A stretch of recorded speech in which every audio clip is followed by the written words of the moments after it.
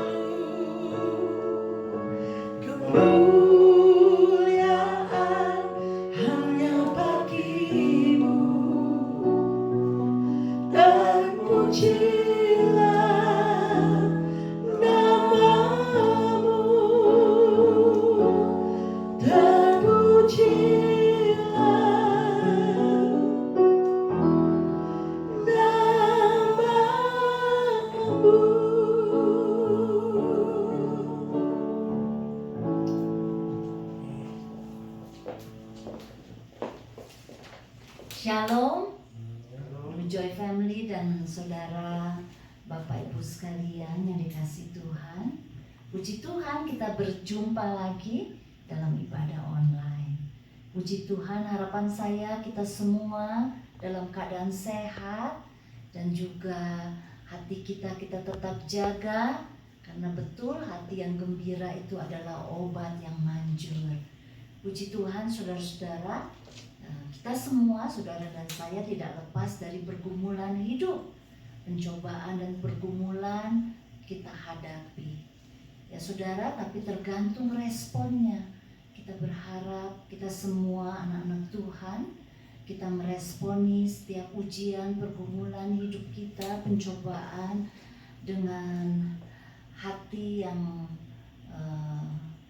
selalu berpaling kepada Tuhan, ya, mencari Tuhan, mencari hikmat Tuhan dengan segala kerendahan hati, karena Tuhan berjanji bahwa Dia akan memberikan hikmat dengan murah hati dan tidak pernah bangkit-bangkit, ya.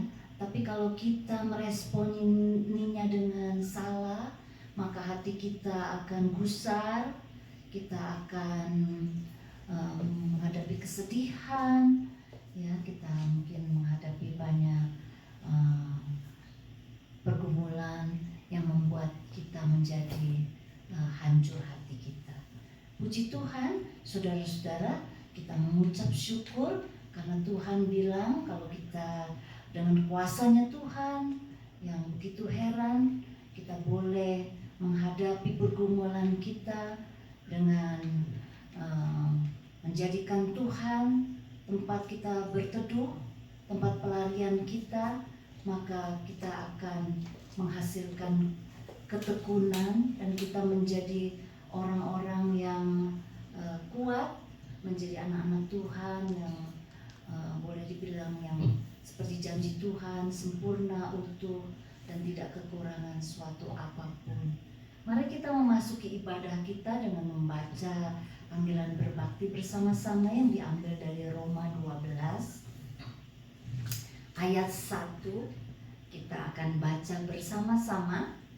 Karena itu, saudara-saudara, demi kemurahan Allah, aku menasehatkan kamu supaya kamu mempersembahkan tubuhmu sebagai persembahan yang hidup, yang kudus, yang berkenan kepada Allah. Itu adalah ibadahmu yang sejati. Mari kita berdoa bersama-sama. Bapa yang di surga, terima kasih kami boleh memasuki ibadah kembali bersama-sama. Tuhan, kami mengucap syukur, kami mohon biarlah Tuhan lembutkan hati kami untuk bisa menerima firman Tuhan yang boleh memberi kami hidup. Terima kasih ya Tuhan Yesus, Engkau ada di tengah-tengah kami, Engkau berbicara kepada kami satu persatu. Kami menyerahkan hati kami ini ke dalam tangan Tuhan. Kami mohon supaya hati kami dijaga oleh Tuhan, diberikan hati yang penuh dengan kasih dan juga dengan iman, supaya kami boleh menjadi anak-anak yang penurut. Terima kasih Tuhan Yesus, kami mengucap syukur Tuhan melawat setiap anak-anak-Mu, Tuhan yang mengenal, Tuhan yang tahu hati mereka, pergumulan hidup mereka. Biarlah mereka boleh mencari Tuhan, mencari hikmat Tuhan untuk mengatasi segala macam persoalan hidup. Karena kami memiliki Allah yang penuh kuasa, yang mengasihi kami boleh lari kepada Tuhan dalam segala persoalan. Terima kasih Tuhan Yesus, kami mengucap syukur untuk segala pemeliharaan Tuhan sepanjang minggu ini.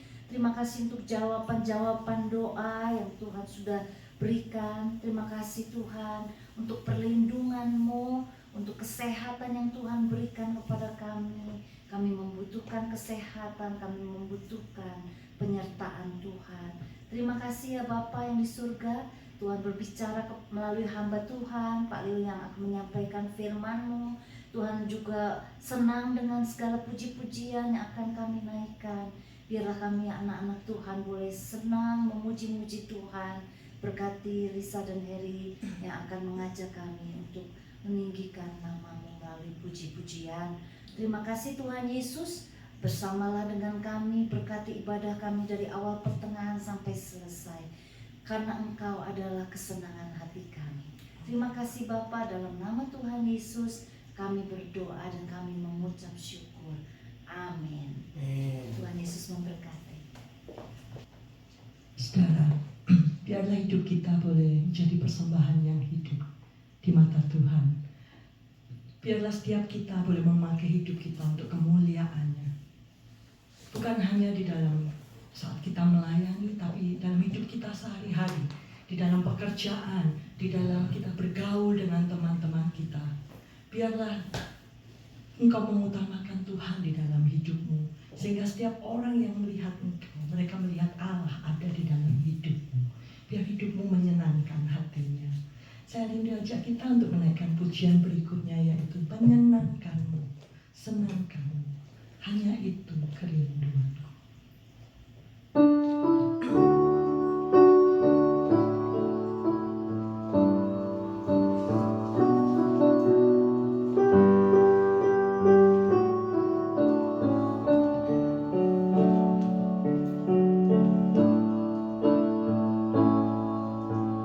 Tuhan, ku mau menyenangkanmu.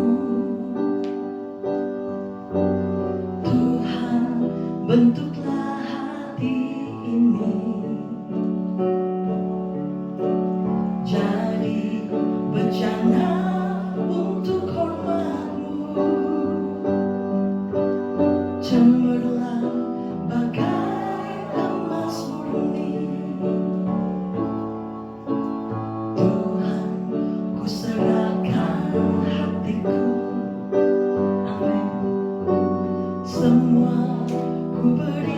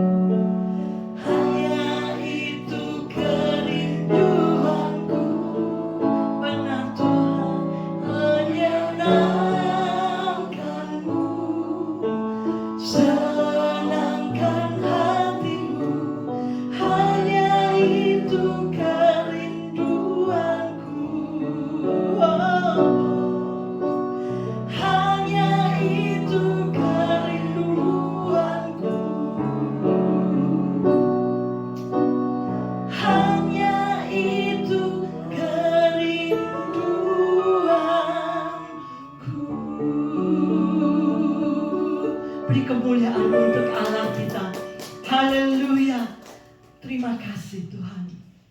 Saudara, Tuhan sudah membuktikan kasih-Nya dalam hidup kita. Apa salahnya kalau kita itu berusaha untuk menyenangkan hati Tuhan? Amin, saudara. Biarlah hidup kita pakai untuk mengasihi Dia. Amin. Saudara, saya ajak kita untuk naikkan pujian berikutnya. Kita dahulu terhilang di dalam dosa. Tapi Tuhan Yesus dengan anugerah keselamatan yang Dia berikan melalui pengorbanannya, Dia membawa kita kembali, memberikan kita hidup yang kekal. Sekarang kita ada, saudara, itu semua karena anugerah Tuhan saja. Amin.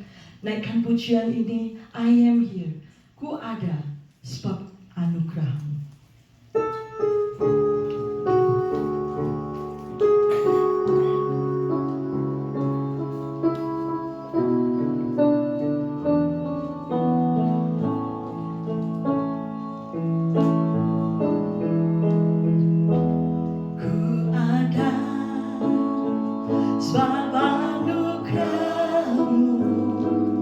Ku ada karena kasih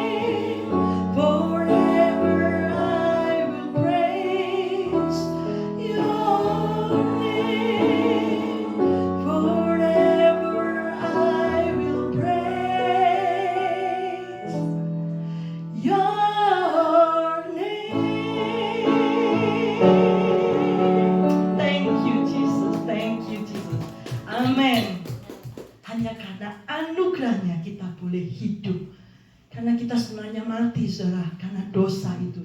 Tapi Yesus membayar semua itu karena Dia sangat mengasihi kita. Dialah pribadi satu-satunya yang mengerti isi hati kita. Dia pribadi satu-satunya yang mengenal setiap kita satu persatu. Amin. Mari persiapkan hati kita untuk mendengarkan firman Tuhan. Kita menaikkan pujian pribadi yang mengenal hatiku.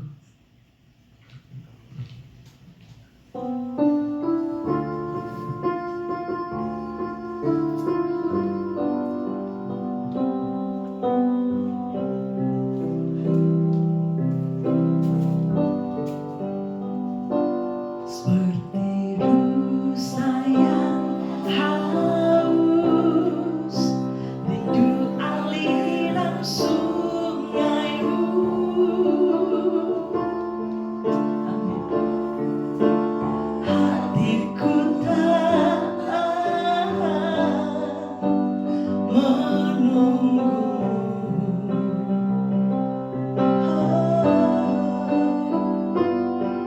Bagai padang gersang menanti datangnya hujan, begitupun jiwaku, Tuhan, hanya Engkau. Hanya Engkau, pribadi yang mengenal hatiku. Tiada yang tersembunyi bagimu, seluruh isi hatiku.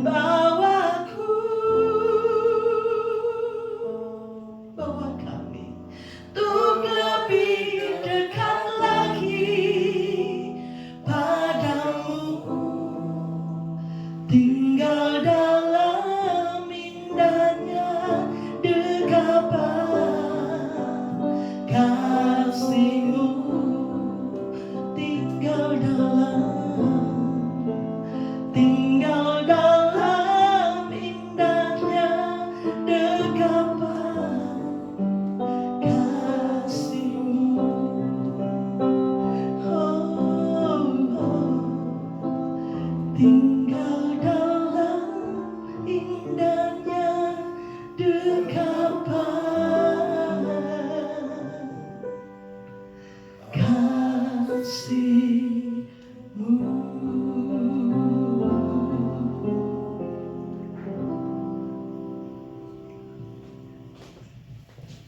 Mari kita berdoa. Bapa kami yang ada di sorga,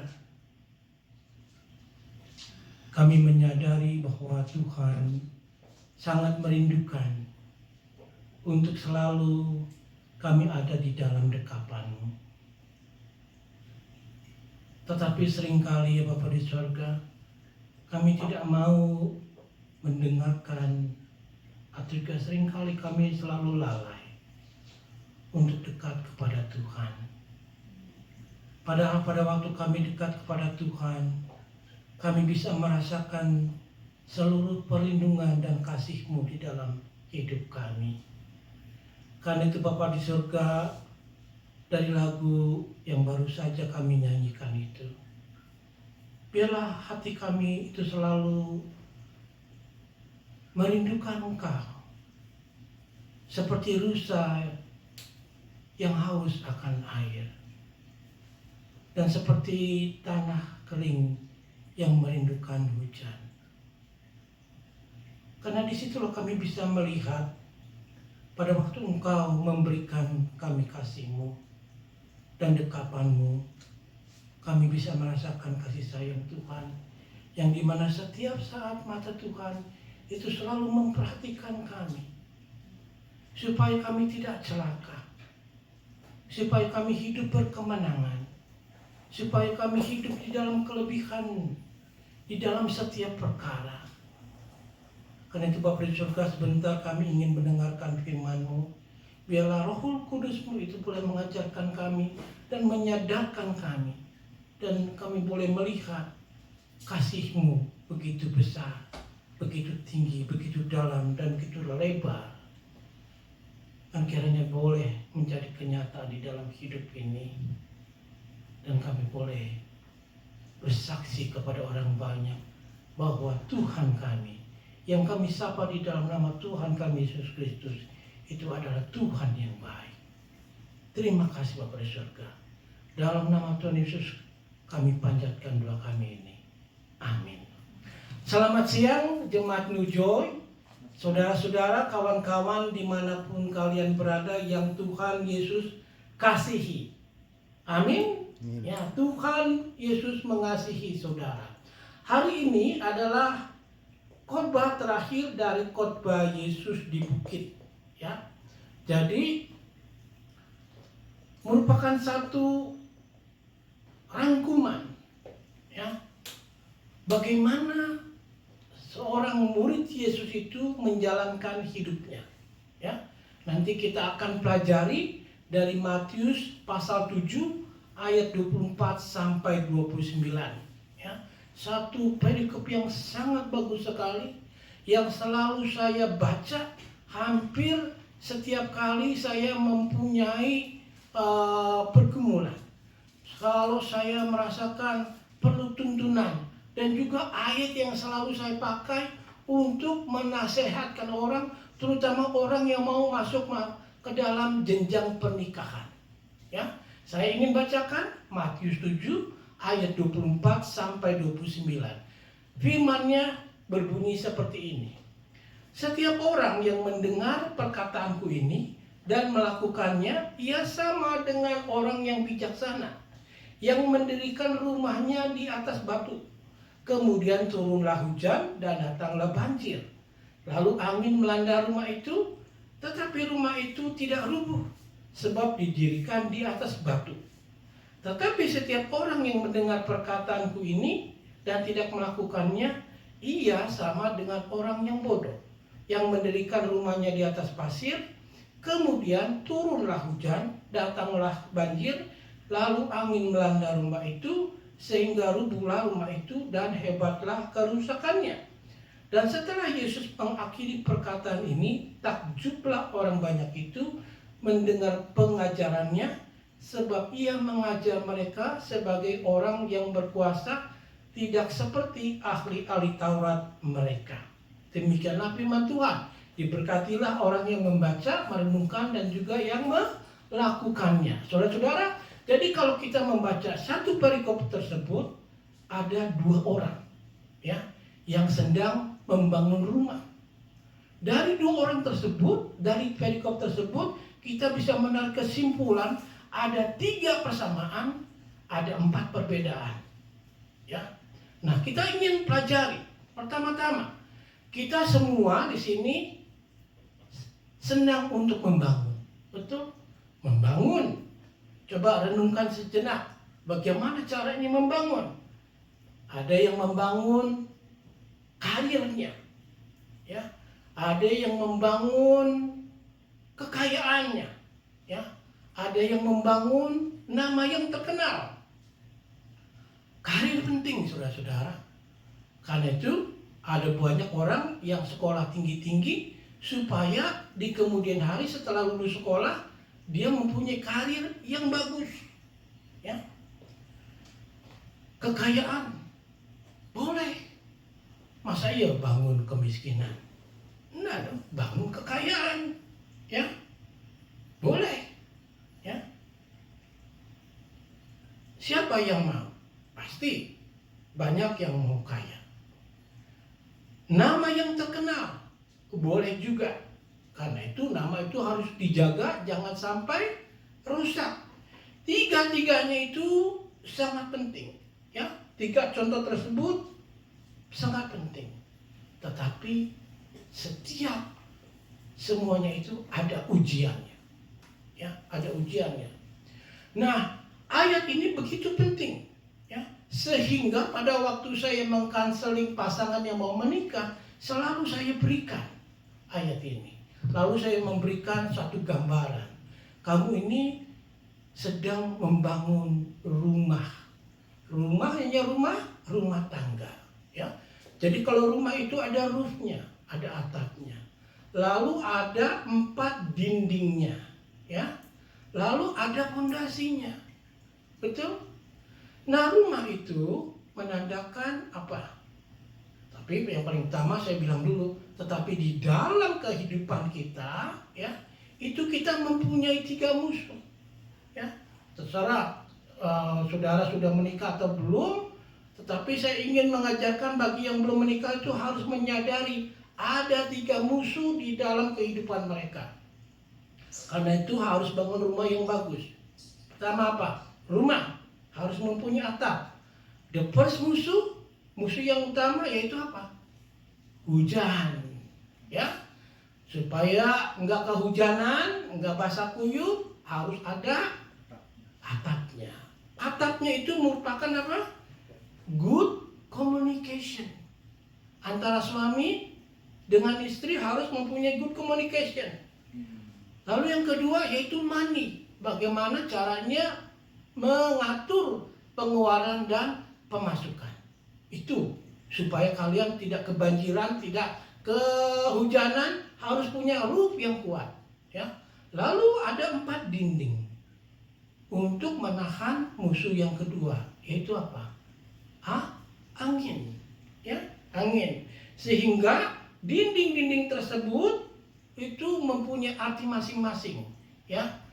Tapi saya hanya menyebutkan satu saja, ya, yaitu salah satu dinding itu harus mempunyai arti bisa saling mengampuni. Suami istri harus bisa saling mengampuni. Itu salah satu dinding, ya. Karena saya tidak mengkhotbahkan tentang pernikahan, tetapi saya hanya ingin mengkhotbahkan tentang mengenai rumah, ya. Lalu yang ketiga, musuh yang ketiga yaitu banjir, yang nanti kita akan berkhotbahkan tentang banjir, ya. Nah, fondasinya itu harus mempunyai apa? Pertama-tama ya sudah tentu harus mempunyai Tuhan Yesus. Lalu yang paling penting juga yaitu firman Tuhan, ya. Di dalam rumah itu harus mempunyai firman Tuhan, ya, ya, harus mempunyai firman Tuhan. Sehingga kalau saya mengkanseling seorang pasangan yang ingin menikah, saya berikan skill ini supaya saya menyadarkan menikah itu bukan buat gagah-gagahan, ya, buat pesta-pestaan.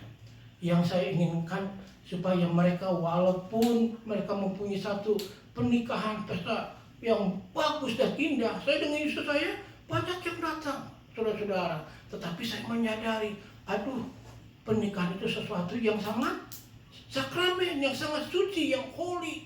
Dan bagaimana kita caranya membangun, ya? Itu kalau dikotbahkan itu bagus sekali, ya.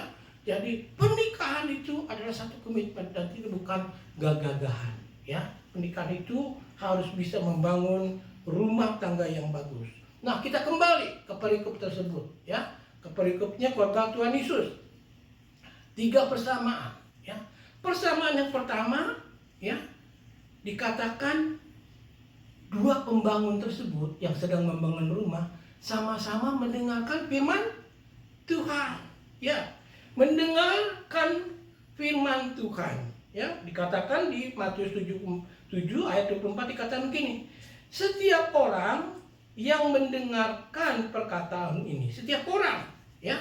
Jadi kedua orang yang membangun rumah ini sama-sama mendengar kata-kata Yesus, betul? Itu pertama, persamaan yang pertama. Lalu persamaan yang kedua, sama-sama membangun rumah. Sama-sama membangun rumah. Ya. Bukan yang satu membangun rumah yang lain, ya, tetapi sama-sama masing-masing membangun rumahnya sendiri. Ya. Kita semua senang membangun, sampai sekarang juga kita sering berbicara, berkomunikasi di dalam rumah tangga kita, bagaimana kita membangun kehidupan.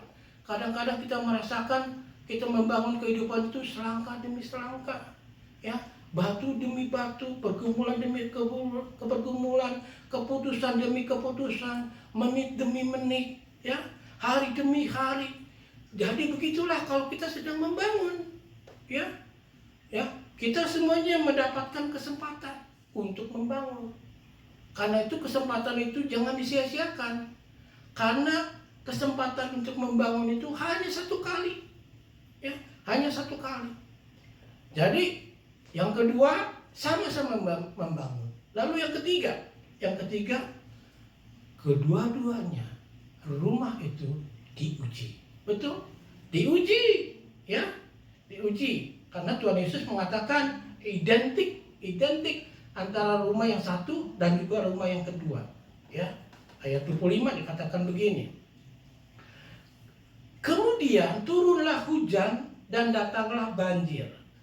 Lalu angin melanda rumah itu. Tetapi rumah itu tidak rubuh sebab didirikan di atas batu, ya. Tidak rubuh, ya. Waktu diuji tidak rubuh. Tapi yang kedua, Yesus mengatakan yang sama. Kemudian turunlah hujan dan datanglah banjir. Lalu angin melanda rumah itu sehingga rubuhlah rumah itu dan hebatlah kerusakannya. Jadi idenya di sini saudara-saudara, ya, kita semua akan mengalami badai hidup. Saudara mengalami, saya mengalami, ya. Termasuk juga nanti pada waktu kita, boleh dibilang setiap agama itu mengajarkan tentang hari penghakiman. Itu pun juga kita akan mengalami pengujian, ya, pengujian, ya.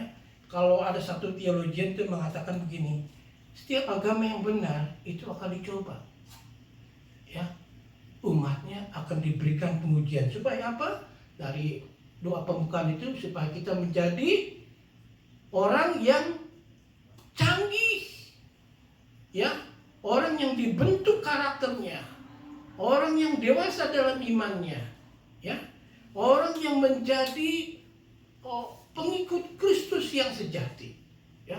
Jadi itu ketiga persamaan, sama-sama mendengar, sama-sama membangun, sama-sama diuji. Nah, sekarang kita membicarakan tentang perbedaannya. Saudara pernah bermain tentang gambar. Saudara dikasih gambar yang kelihatannya sama dua-duanya, tetapi saudara disuruh mencari perbedaannya. Ya, misalkan ada gambar monyet sedang naik ke atas pohon, ya, lalu saudara disuruh cari perbedaannya. Ya, secara teliti, lalu ternyata saudara dapati, oh iya, monyet yang satu nggak ada kupingnya, ya. Lalu monyet yang satu, oh buntutnya lebih panjang, ya. Jadi begitu saudara-saudara. Dari perikop ini kita disuruh melihat secara teliti apa perbedaannya. Lalu dari perbedaan itu apa yang kita bisa pelajari, ya. Nah, perbedaan yang pertama, salah satu pembangun itu mempraktekkan perkataan Yesus, ya. Sedangkan yang lain tidak.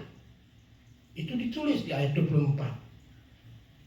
Orang yang bijaksana yang mendirikan rumahnya di atas batu adalah orang yang mendengarkan perkataannya dan melakukan perkataan Tuhan Yesus. Dan di ayat 26 ini orang pembangun yang tidak melakukannya. Dia mendengarkan tetapi tidak melakukannya. Dikatakan begini, setiap orang yang mendengar perkataanku ini dan tidak melakukannya, ia sama dengan orang yang bodoh yang mendirikan rumahnya di atas pasir. Jadi saudara-saudara, sama-sama mendengarkan khotbah, tetapi yang satu mempraktekkan, yang satu tidak mempraktekkan. Ini penting saudara-saudara, ya. Ke gereja, kita ke gereja. Baca Alkitab, kita baca Alkitab. Ya. Mendengarkan khotbah, kita mendengarkan khotbah. Tetapi ada yang melakukannya setelah itu, dan setelah itu ada juga yang tidak pernah melakukannya. Apakah Anda melakukan semua yang Tuhan Yesus khotbahkan? Yang Alkitab katakan? Ya. Itu sesuatu yang kontras. Bukan soal mendengar dan tidak mendengar, tetapi ada yang mendengar dan melakukan, dan ada juga yang mendengar tetapi tidak melakukan. Sehingga kita bisa melihat kadang-kadang saudara-saudari di dalam kehidupan sehari-hari, ya, sama-sama bekerja. Yang satu kok hidupnya berhasil, kalau yang satu itu tidak. Apa salahnya? Kemungkinan yang satu tuh bijaksana. Dia melakukan apa yang Tuhan Yesus lakukan. Yang lain tidak. Sehingga kita tidak bisa bohongin Tuhan. Karena pada waktu kita mengikut Tuhan pasti ada buktinya. Ya. Saudara percaya atau tidak? Bukan soal sempurna, tidak ada yang sempurna di sini, ya. Tetapi apakah kita melakukan apa yang kita dengar? Ya. Itu perbedaan yang pertama. Lalu perbedaan yang kedua yaitu ditulis oleh Tuhan Yesus tentang ada orang yang bijak dan ada orang yang bodoh. Ya.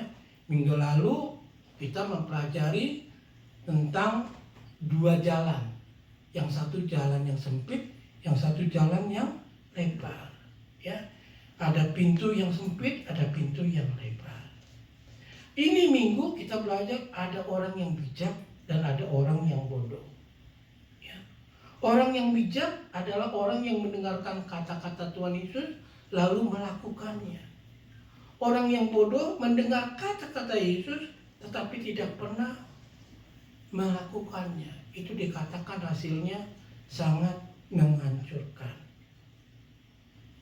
Saudara, siang hari ini mau jadi orang yang bijak atau jadi orang yang bodoh?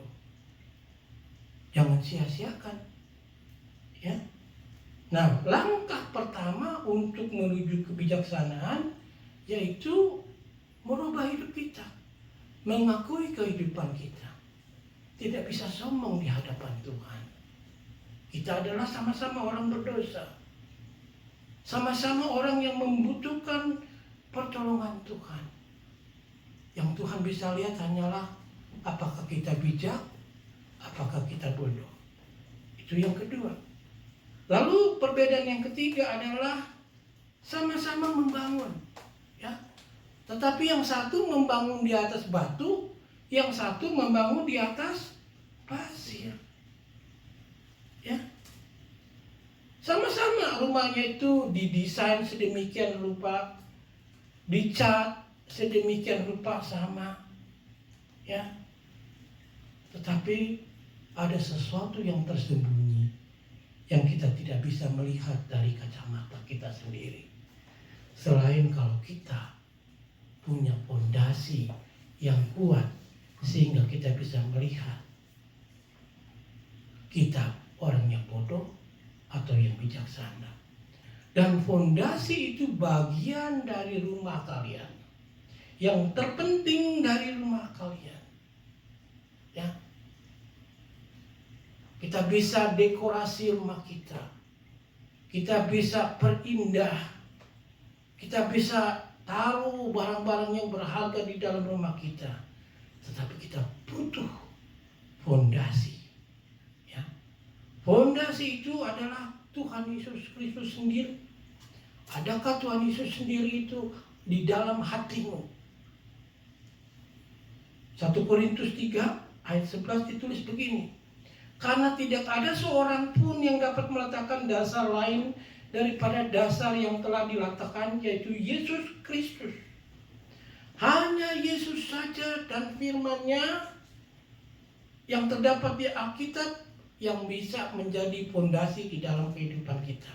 Dan kita melakukannya, yaitu hiduplah di dalam pertobatan setiap hari. Ya. Apakah saudara bangun rumah saudara di atas batu atau di atas pasir?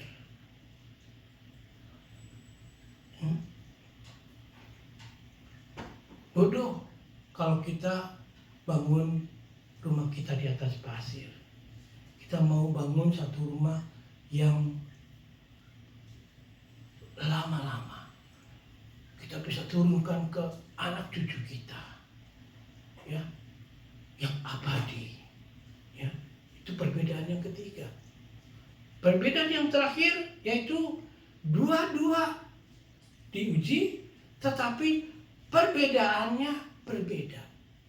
Yang satu tetap kokoh, yang satu lagi hancur, ya, roboh.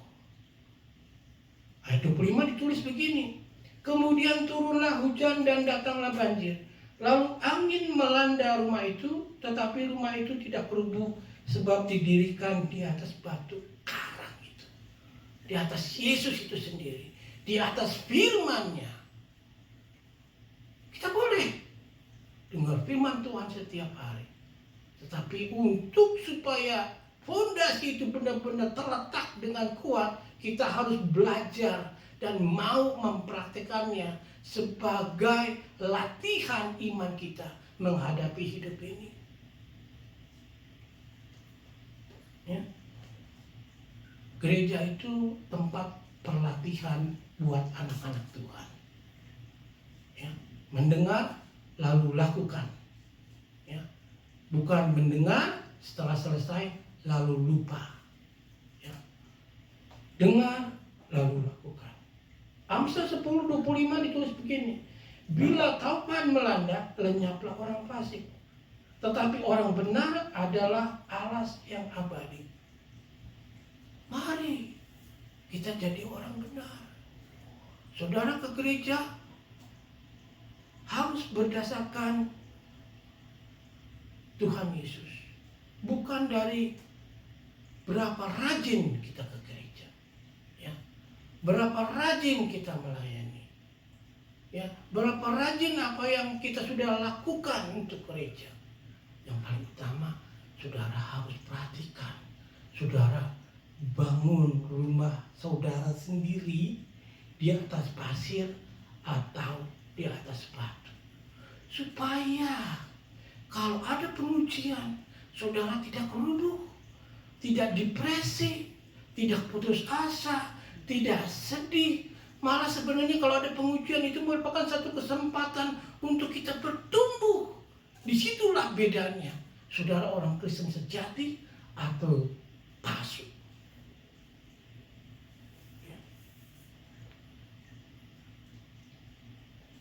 Jika saudara mendasar di dalam Kristus, saudara akan kuat. Di perikop terakhir ini, Tuhan Yesus tidak menegur, tetapi dia memperingatkan, menasihati kita, memberikan gambaran. Bangunlah rumahmu di atas batu karang, di atas firman-Nya. Lalu di akhir khotbah Tuhan Yesus itu pasal 7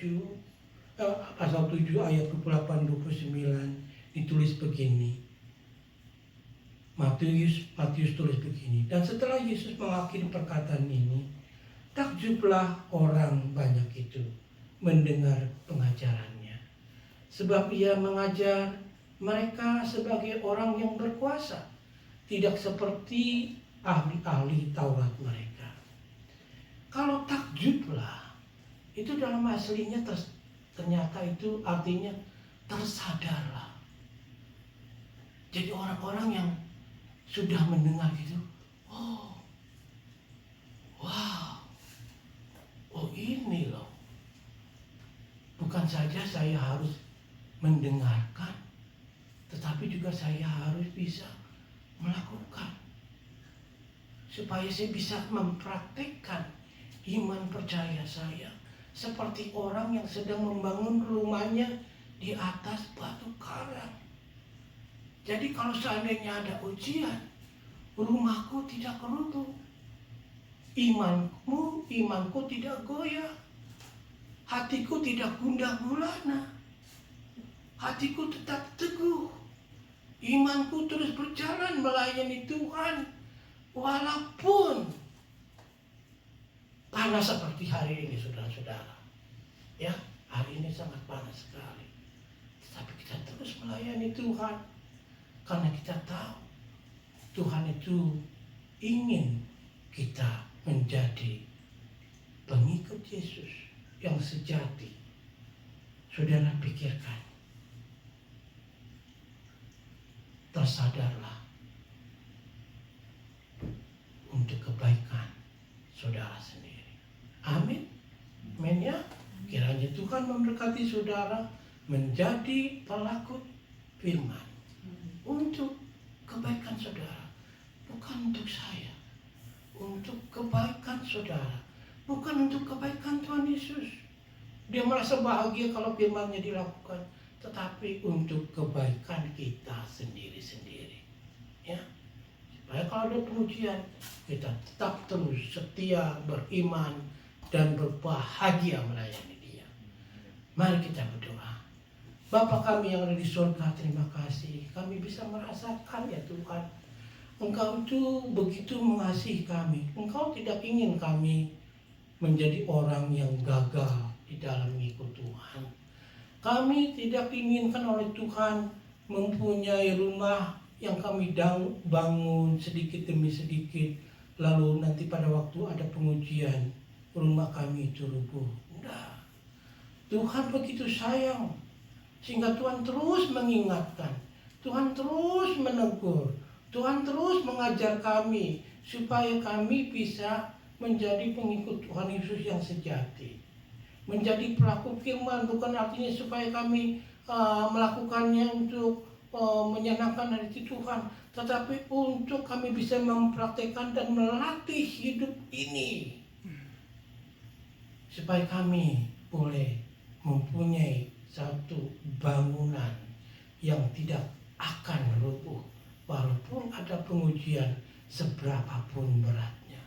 Kami masih bisa tersenyum, kami masih bisa berbahagia, bersukacita, kami masih bisa mengatakan haleluya, Tuhan kami itu hidup, Tuhan kami itu nyata, dan kami terus ingin selalu dekat kepada Tuhan, karena disitulah adanya kekuatan kami. Terima kasih Bapak di surga. Di dalam nama Tuhan Yesus kami boleh berdoa dan mengucap syukur hanya kepadamu saja. Amin. Sekarang kita masuk ke dalam doa syafaat kita, saudara-saudara.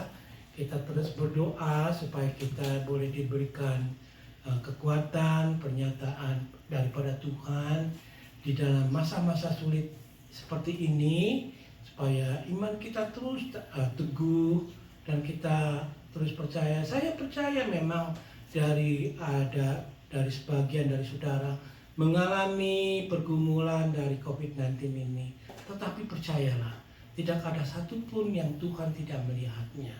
Yang Dia inginkannya itu kita terus percaya dan dengar-dengaran kepadanya, dan kita belajar untuk melakukan firman-Nya supaya kita bisa melatih iman kita ini mempunyai iman yang tangguh. Amin, saudara-saudara. Ya, mari kita berdoa. Bapa kami yang ada di surga, kami datang kembali kepadamu di dalam doa kami, supaya kami boleh diberikan kekuatan, diberikan penghiburan dari Roh Kudus di dalam masa-masa pandemi. Dan kiranya Tuhan pedulikan kalau ada jemaat-Mu yang merasakan kesulitan dari masalah ekonomi atau juga masalah pandemi ini di dalam pekerjaan mereka, di dalam keluarga mereka. Kiranya Tuhan berikan kekuatan ekstra dan pengalaman hidup untuk belajar mempercayai Tuhan di dalam hidupnya, supaya iman mereka itu boleh bertumbuh. Juga Tuhan Yesus tolong supaya pandemi ini bisa berakhir sebaik mungkin, secepat mungkin, supaya di dunia ini boleh mempunyai vaksin yang bisa dipakai oleh semua orang. Kiranya Tuhan tolong Bapa di surga, pakailah dokter-dokter atau saintis untuk menemukan vaksin yang kami perlukan. Kiranya Tuhan boleh berkati negara ini, negara Amerika yang juga selain mengalami masa pandemi juga mengalami pergumulan untuk pemilihan presiden di bulan November. Kiranya Tuhan boleh ikut campur, berikanlah kami seorang presiden yang takut akan Tuhan. Kami ingin mempunyai seorang pemimpin, bukan saja untuk mencari kebaikan di dalam hidup ini, dalam materi, tetapi juga kami ingin merasakan ada kedamaian, ada kecukupan, ada hadirat Tuhan di dalam negara ini, supaya anak-anak-Mu boleh merasakan berbahagia, mempunyai keluarga, mempunyai anak cucu mantu, membesarkan mereka di negara ini dengan pertolongan Tuhan. Kiranya juga Tuhan Yesus tolong supaya Presiden Trump di dalam masa-masa pemerintahannya sekarang ini, Engkau berikan dia perlindungan, berikan dia kuasa daripada-Mu, dan juga biarlah kiranya Tuhan berikan dia terus hikmat kebijaksanaan untuk menjadi presiden sampai nanti di pemilihan, dan Tuhan saja yang boleh ikut campur dalam masa pemilihan tersebut. Demikian juga kami berdoa untuk Presiden Jokowi, negara Indonesia, negara di mana kami pernah dilahirkan, dan juga di mana saudara-saudara kami dan kawan-kawan kami hidup. Kiranya juga Tuhan boleh berkati negara Indonesia. Berikan Presiden Jokowi dan menteri-menterinya dengan seluruh kabinetnya mempunyai kebaikan untuk menjalankan negara ini dengan baik, sehingga mereka boleh menjadi pemimpin-pemimpin yang mencintai negaranya dan juga mencintai rakyatnya. Dan pasti kami percaya Tuhan akan terus memberkati negara Indonesia, karena negara ini adalah negara yang besar dan agung dan selalu menomorsatukan Tuhan di dalam Pancasila. Demikian juga di dalam keberadaan sesama manusia bisa saling memperhatikan satu dengan yang lain. Terima kasih Tuhan Yesus, berkatilah kami semua, dan biarlah kiranya kami terus boleh beribadah pada saat ini di online, dan boleh menjadi berkat untuk orang banyak, sampai nanti satu waktu kami boleh kembali lagi ke gereja dan juga boleh mencari banyak jiwa untuk mendengarkan firman Tuhan yang ajaib itu. Terima kasih Bapa di surga, dalam nama Tuhan Yesus kami berdoa dan mengucap syukur. Amin. Dan sekarang saya mengambil Lisa untuk memimpin kita lagu penutup. Saudara-saudara, mari bangkit berdiri, kita mau mengucap syukur, naikkan pujian How Great is Our God. How great is our God. Sing with me, how great is our God. And all will see how great is our God.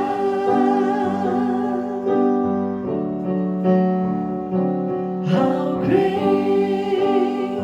is our God. Sing with me, how great is our God. And all will see how great is our God. Jemaat yang Tuhan Yesus kasihi, terimalah berkat daripada Tuhan. Biarlah kasih setia Allah Bapa, kasih karunia Tuhan kita Yesus Kristus, dan persekutuan dari Allah Roh Kudus selalu tercurah kepadamu sekalian, dari siang hari ini sampai selama-lamanya.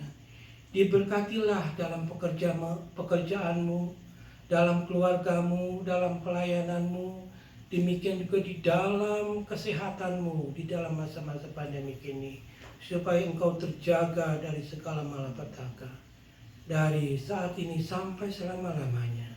Dalam nama Tuhan Yesus, amin.